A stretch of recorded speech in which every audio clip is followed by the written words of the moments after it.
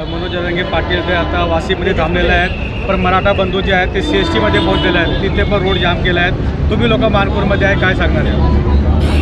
आम्ही तर साहेबांनी सांगितलेल्या आदेशानुसार मुंबई ही जाम करायची आहे आणि ती करायची आम्ही ठरवलेलंच आहे, फायनलच आहे। त्यांचा शब्द हा शेवटचा शब्द असतो आणि आम्ही तर म्हणतो सरकारने लवकरात लवकर त्यांना जाग यावी, परमेश्वरानं त्यांना सद्बुद्धी द्यावी की कुठंतरी हा मराठी समाजाचा आक्रोश आहे, जो मराठा समाजाचा जो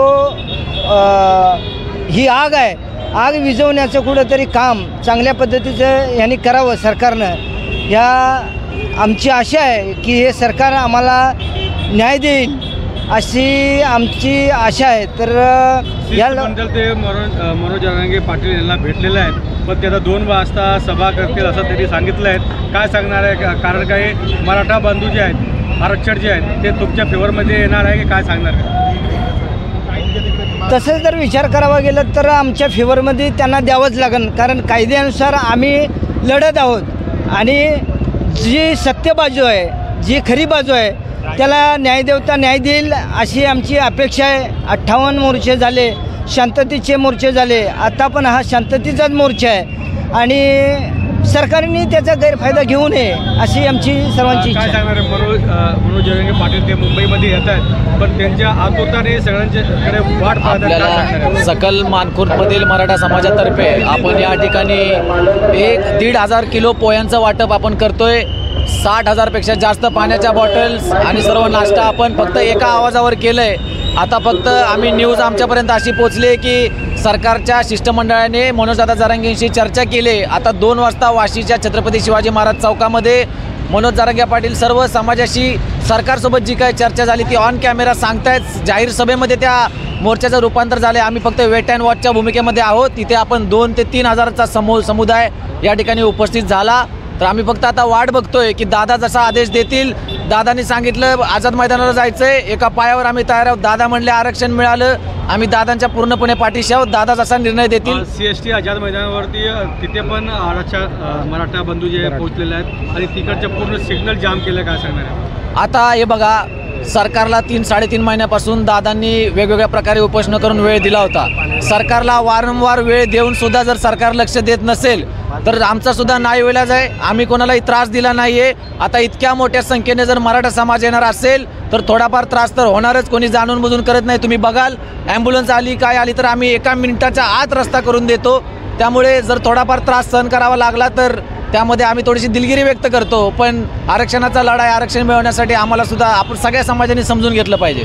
काय सांगणार? काशी की कला जाती मथुरा में मसूदी बस्ती, अगर शिवाजी न होते तो सुन्नत सबकी होती। मुगल कालीन इतिहास में आप सब लोग ने पढ़ा होगा या आपको सब लोग को मालूम होगा कि छत्रपति शिवाजी महाराज ने मुगल कालीन में ऐसा ही बिखरा हुआ जो मराठा था एक जगह भगवा निशान के नीचे लेके आए थे। वैसा ही आज के समय में आज हमारे मराठी मतों के ऊपर जिस राज शासन लोगों ने 60 साल तक राज किया और हम लोग को अंधेरे में रखा, आज हमारा दिन का उजाला हुआ है और हमारे को ऐसा एक सूरज मिला है जो मनोज जरांगे पाटिल के उन्होंने एक भगवे निशान के नीचे सब सकल मराठा समाज को एकत्रित लाया है। और ये जो कल जो बात हुई है कि हमारे 300 मराठा समाज के जो लॉबी के जो वकील है कि उन्होंने बोले हैं कि मराठा समाज का जो भी कानून का जो लड़ाई होगा, चाहे हाई कोर्ट हो, चाहे सुप्रीम कोर्ट हो, चाहे सेशन कोर्ट, जो भी कोर्ट हो, हम मराठों के जो भी न्याय की लड़ाई होगी हम लड़ेंगे। अभी आज जो मराठा का जो मनोज जरांगे साहब जो वासी में आए हैं कि उनको जो मराठा का जो उन्होंने जो अध्यादेश जो निकाला है, उनकी जो समझो जो कमेटी मिली है तो उनका जो निकाल है वो 3:30 बजे के बाद मिलने वाला है। तो आज़ाद मैदान में जो भी उन्होंने सरकार ने या पुलिस ने जो भी वहाँ पे अटकाव किया, स्टेज की व्यवस्था को अटकाव किया, तो उससे हम पीछे हटने वाले नहीं है। यहाँ हम लोग आए हैं एक भगवे झंडे के नीचे आए, तो हम लोग यहाँ से लेके ही जाएंगे, क्योंकि ये हम अंतिम लड़ाई है। हम जिएंगे, जीतेंगे और लड़ेंगे। एक मराठा छत्रपति शिवाजी महाराज की जय भवानी, जय भवानी, हरे हरे मराठा बंधू जे आहेत त्याच्यासाठी तुम्ही तर जेवणाची व्यवस्था केलं, काय काय व्यवस्था इथे मानपूरमध्ये काय? गेल्या 4 दिवसापासून आमचं हे नियोजन चालू आहे रात्री 2-2, 3-3 वाजेपर्यंत सर्व आम्ही नागरिक इथं काम करत आहोत. सर्व लोकांनी आम्हाला इथून मदत केलेली आहे. आपल्या मानपूरमधून कुणी कांद्याच्या गुणी, कुणी पोह्याच्या गुणी, कुणी तेलाचे डबं, पाण्याच्या बॉटल, बॉक्स, सिलेंडर, गॅस आणि सर्वांनी या कामासाठी कष्ट घेतलेले आहे आणि आम्हाला आरक्षण मिळालंच पाहिजे अशी आम्ही सरकारला मागणी करतो. काय सांगणार तुम्ही इथे आले आहेत, काय सांगणार, कुठून आले? सर, मी मराठा सकल समाजाचाच एक बांधव आहे आणि आम्ही गेल्या 1 महिन्यापासून खूप प्रयत्न करून सर्वांना एकत्रित करून आम्ही हा कार्यक्रम ठेवलेला आहे. जे बांधव आमचे बाहेर गावावरून आलेले आहेत त्यांच्यासाठी आम्ही इथे उपहार, कांदा पोहे, पाण्याचं आणि वैद्यकीय सेवा ठेवलेल्या आहेत आणि आम्हाला जरांगे साहेबांसारखा एक कट्टर नेतृत्व भेटलेलं आहे. त्यामुळे आम्ही त्यांच्या पाठीशी खंबीरपणे उभा आहे. त्यामुळे आम्ही त्यांना जोपर्यंत ते आम्हाला मार्गदर्शन करत नाही तोपर्यंत आम्ही इथून आता सर्व पुढे पाऊल टाकणार नाही आहे. एक मराठा, एक मराठा.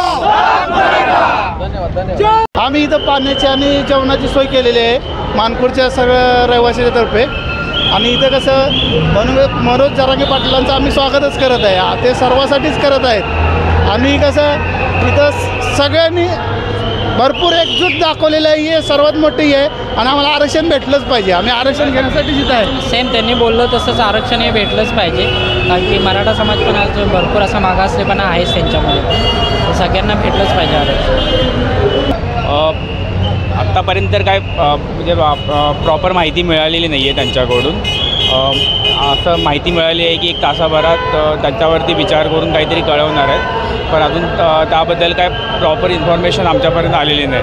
पण आम्हाला आशा आहे की आमच्या मागण्या आहेत, ज्या मागण्या आहेत त्या पूर्ण होतील.